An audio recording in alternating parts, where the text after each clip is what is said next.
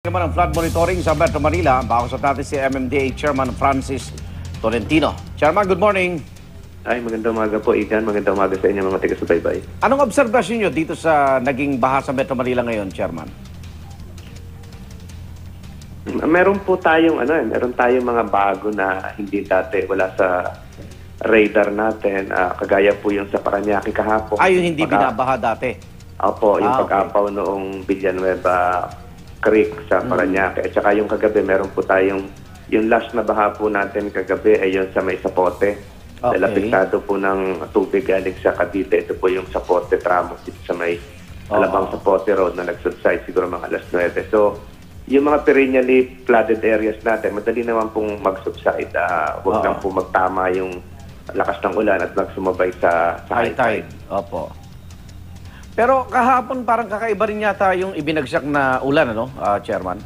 Opo, kasi ang tingin namin, simula weekend pa ito, talagang saturated po yung ilalim. Opo. At walang tigil po nung linggo ng hapon hanggang yung Lunes ng madaling araw. Okay, kung magiging normal lang at regular yung bagsak ng ulan, hindi naman ganyang kalala yung baha. Ibig sabihin, kaya ng mga drainage system natin.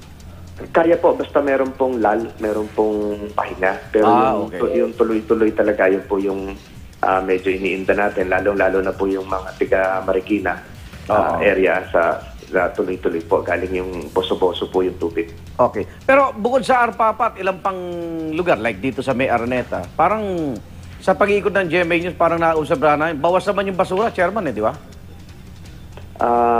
Meron po tayong ilang mga basura din na nandun sa loob po ng mga drainage system. Yung Arpapa talaga, ay sinasabi ko, hanggat di pa ho natatapos yung Blooming Treat Interceptor na ginagawa, talagang yun po yung sasapitin po noon.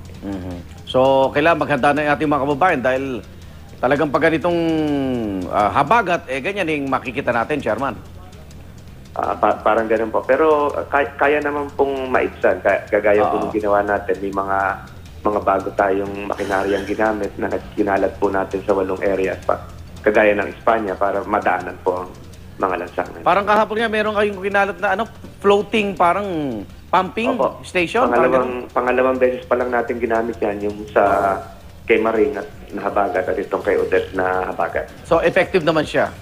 Opo, nadadaanan po. Kagaya po dun sa P. Burgos, madali pong madaanan pag ginagamit. Okay. Chairman, number coding, balik na ngayon. Meron po, may number coding na po tayo ngayon.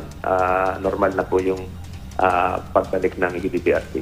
Okay, maraming salamat. Good morning po. Maraming salamat po. Magandang umaga sa inyo. MMDA Chairman Francis Tolentino.